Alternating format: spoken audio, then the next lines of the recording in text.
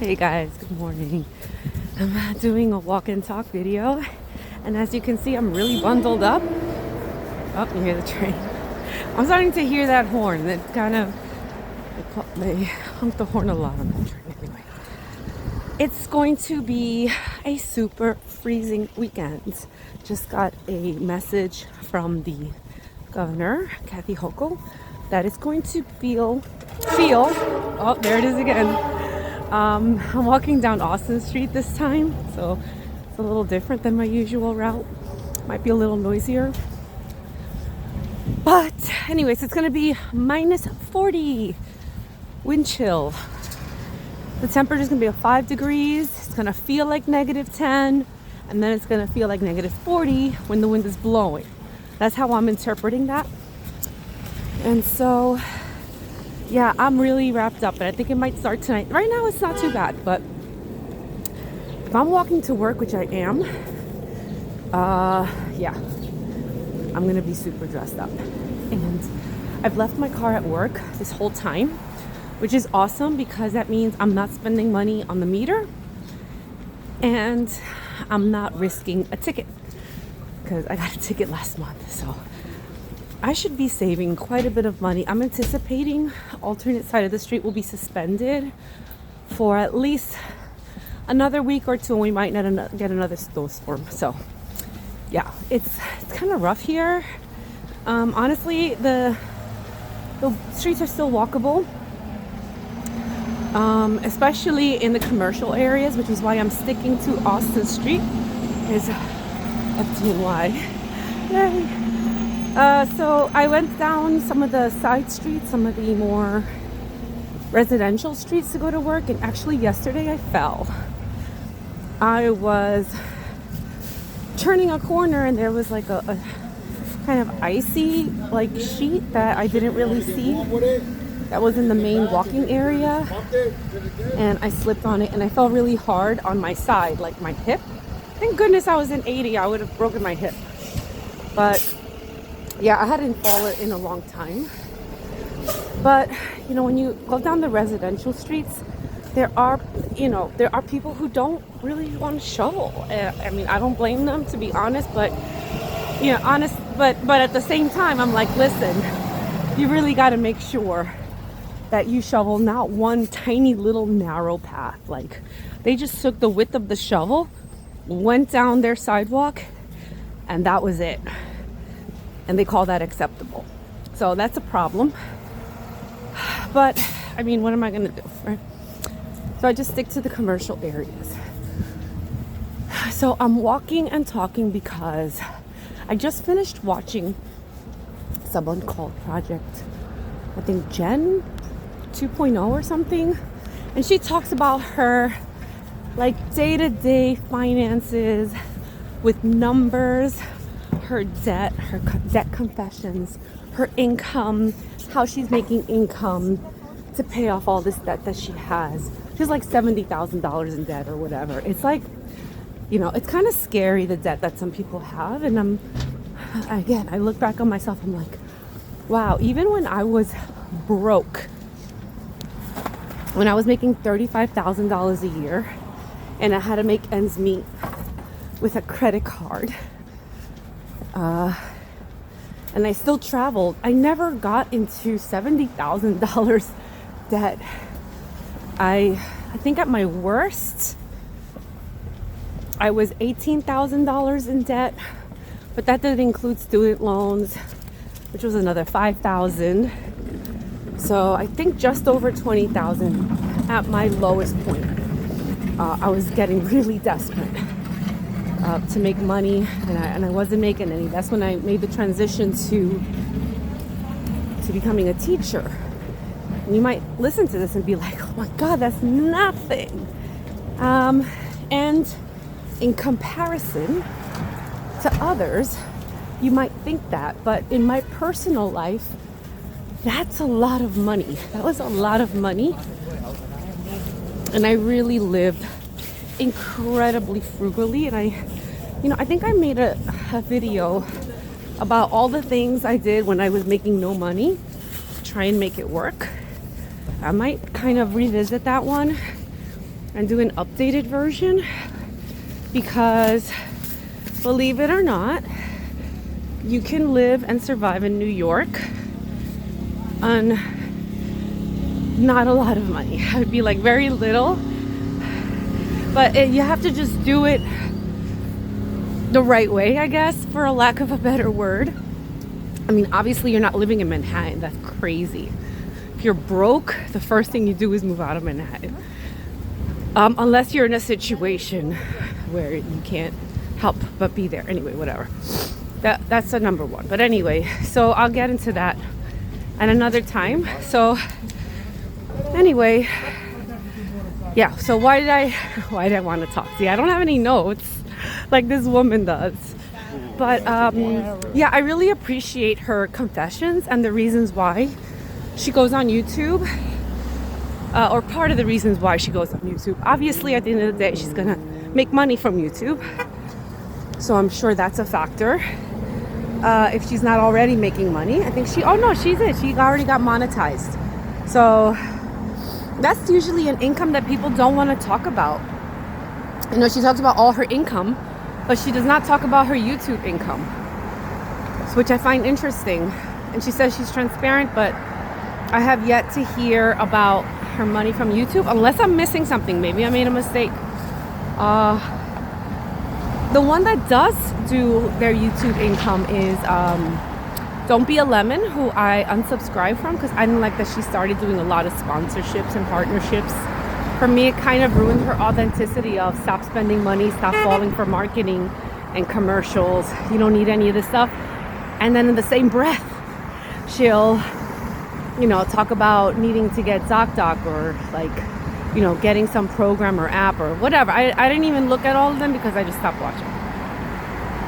However, when she was doing authentic content, I really appreciate it. And I'm not saying she's not completely doing authentic. Some parts of it are authentic. I just think that when you start making that your primary income, which she did, then you're kind of losing that authenticity because now, you know, you have to worry about making money, making sure you're making content that makes money. And so therefore, by design, you're not truly doing what you want to do. So here I am to tell you, I am not planning on making YouTube any kind of business. I have a full-time job and I have a side hustle. And that's it. I'm making whatever I want to make on this YouTube channel. I'm not going to edit. I mean, I might edit some. I already downloaded a kind of editing, but that's just only if I have time, only if I feel like it. So that's me. Like, that's how I should open my videos. This is for my daughter. All of this is for my daughter to see me in the future and capture my thoughts. And at the same time, I'm trying to entertain. I'm trying to have fun. I'm trying to pretend to be a YouTuber with all the different things that they do. So I'm just enjoying it. And if you're here with me, I'm happy you're here for the ride. And I hope you enjoy it. And whatever you don't want to watch, you don't have to watch. I mean, I do a whole bunch of random content. So some things will appeal to you, some things won't. And that's okay. So in this episode of Zadia's life, I just wanted to talk about the fact that she was transparent, and I want to be transparent.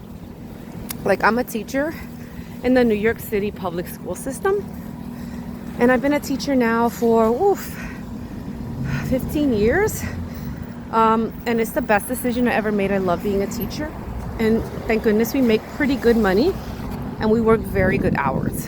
Okay, so I make right now as let's see, as a 14 years of teaching with a master's, and I did a plus 30 in credits, in graduate credits, to get a bump in salary.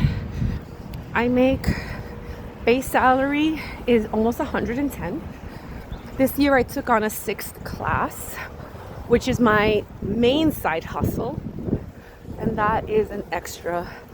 I think it comes down to, at the end of the day, what I take home is about $400 extra per paycheck, which is great. That's an extra $800 a month. I do get child support for my daughter Sophia, which is $1,000 a month, but that goes directly into a savings account to pay for her tuition for college and anything that she needs. So when I was broke, that actually helped me provide her with a good living space, a decent living space with clothing, money, clothing, food, a roof over her head, right? That's the home. It helped me pay the electricity bills, and it helped me pay for things that support her environments, right? So I didn't buy too many clothes for her. I used to buy stuff on eBay a lot for her because I knew she'd grow out of it. So I didn't want to spend a lot of money. So all that money went into just supporting her life. But now that money's going into supporting her education, which is her tuition. So that's that. And then my side hustle is I run clubs a few times a week for the students at my school. So all my side hustles are related to my school. And that brings in maybe an extra $150 every week. Back in December, I was working Saturday mornings for 3 hours, and that would be, I make like $50 an hour take home. I think it's like almost 60 something per hour, but then my take home is actually 50 at the end of the, right after all the taxes are taken out. So I'm bringing in a good amount of money every month. And I am enjoying it for now because I know that will end. At the end of the school year in June, I will stop getting the extra money for the 6th class. So I'm taking it while I can, right? So yeah, that's all my income. So in case you were wondering how, New York City teachers do it, these are the types of things we do. And even some people I know do private tutoring for math. I'm in the math department, so imagine private tutoring for math is a great business. I have not delved into that yet. Some of them you can charge upwards of $80 to $100 an hour depending on where you are, how many students you're teaching at the same time. And also some other teachers also teach evenings at a college because we get out. You can get out at 2 or you can get out at 4. And if you get out at 2, you could easily make it to a college course that you're teaching as an adjunct professor.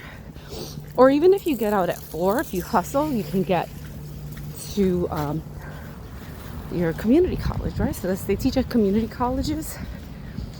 So yeah, like those are all like interesting options.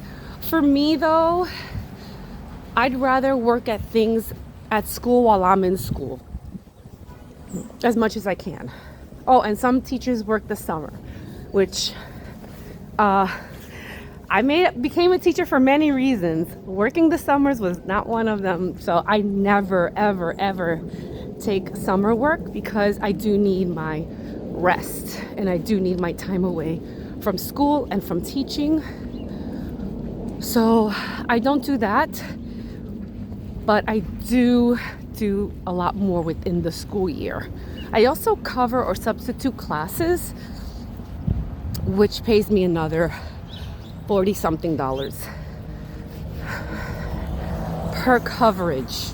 So when teachers are absent, sometimes they use substitute teachers from the DOE central office, but many times if it's a unexpected or last minute coverage, they'll just take teachers from within the school who have signed up to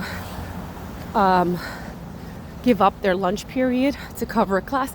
Obviously they get paid for that. So yeah, I was doing that in the beginning of the year. I'm no longer doing that once I got the 6th period class because I do need a free period a day so that I can eat, make copies, update lessons, whatever. So I technically could really push it, right? I could really, really, really push it, but I'm not doing that. Yeah, so what happens is that I've gotten a little bit of lifestyle creep I think is what happened in the last couple of years. Something emotional happened a few years ago, and I used retail therapy to help me out, and it worked. It truly did. However, that retail therapy became like a little bug inside of me, and kind of just with the increase in income, that bug was able to take hold because I could let that bug take hold. And so I really want to curb that bug, because I go through phases where I do want to buy something and then I don't want to buy something. I even did it from before, like even when I was broke. There were times where I was like, you know what, I really do need to spend some money, and I'd wait for a sale, and then once I was on a spending spree, I would get more than maybe what I needed, but that was few and far in between. And then once that happened, it was broke time again. So I'm kind of doing that again, but I'm doing it a little bit more often. So I really want to also use YouTube as a way to do my confessions. And I'm going to start today. All of that to start today, which is, I mentioned I wanted to buy some shoes and bathing suits. So I bought the shoes. In fact, I bought 3 pairs of shoes and I bought a bathing suit. They were very cheap, relatively so. So for 3 shoes, black loafers, slips, white loafers, and some ballet slippers, ballerina slippers, like Chanel style. I bought those 3 and a bathing suit. It came out to about $250. So that's already $250. And I mentioned I wasn't going to buy any clothes, but I remembered that February is a huge midwinter sale for a lot of the brands that I enjoy. I checked Fabrique, and they had really nothing I was interested in on sale except for a sweater, but I didn't like it enough to buy it, and they're kind of expensive. So even with the discount, it's kind of a lot of money. But I did go to Massimo Dutti, which I really enjoy their stuff. I'm very careful when I go to Massimo Dutti or choose items, that I look at the fabric, because I do want natural materials. And that brand and many brands have like a mix. Some materials are very natural, others are just polyester. So Massimo Dutti had a fabulous sale, and they always do, including last year as well. Their winter sale, you can get a ton of items for like $50 each, between pants, shirts, dresses, 50 to 60 for good quality stuff that used to be $200. They really do, when they do a sale, like it's for real. One of the few for real places that do a sale, and this is like quality clothing. So if you haven't checked out Massimo Dutti, I think you should maybe look if you're in the market for clothes. They're doing winter clothes, so it's more autumn styles and winter styles, right? Because they're making room for their spring. But I don't mind that. I just wait for, I still have more winter to go, so I can still use it now, and I'll save it for next autumn. So I did get 2 pants. Also, I got 2 pants because a lot of the pants don't fit me anymore. I bought them when I was larger, and I've been trying to hem them and to tailor them to my new body, quote unquote, but it's not working. Some of them just look funny, and I just have to accept that I have to get rid of them. And I have a pink one that I've had for 20 years that I've never liked, that I just dealt with, because I was in the mindset of, you just have to use what you have, and that's it. You're not allowed to throw it out. So I'm not going to throw it out. I'm going to give it away. But I really need to remove the things I'm just not wearing at all. So I got these 2 pants. I got a dress. And I got a really nice brown shirt, like a golden brown shirt, which I don't have anything like that. All my shirts are primary colors, or white or blush. That's it, or black. So I don't have any brownish, blushish, beigeish, ishish. So I bought 4 items from there, and that came out to, with shipping and tax, just under $220, I think, $230. So $250, $230. I reached my budget for February in terms of buying items. I have not bought a bag in February, but I will admit that at the very end of January, I did get a bag. And when I do get it, I will show you. When I do get it, when I get a chance to make a video about it, I will show it to you. I was gonna not talk about it, but I am because I know why I bought it. And when I know why I bought it, that kind of relieves that awful guilt of getting it. And I am free from needing to search for that item anymore because I know I got it. So no bags February is still going strong. Let's see what else. I went shopping last night for dinner for the weekend because I don't want to go out, and that cost me $30 for groceries for the whole weekend. And lunch today, I already made it from last night. So yeah, I'm going to school. So I'll talk to you soon. Bye. Have a great day.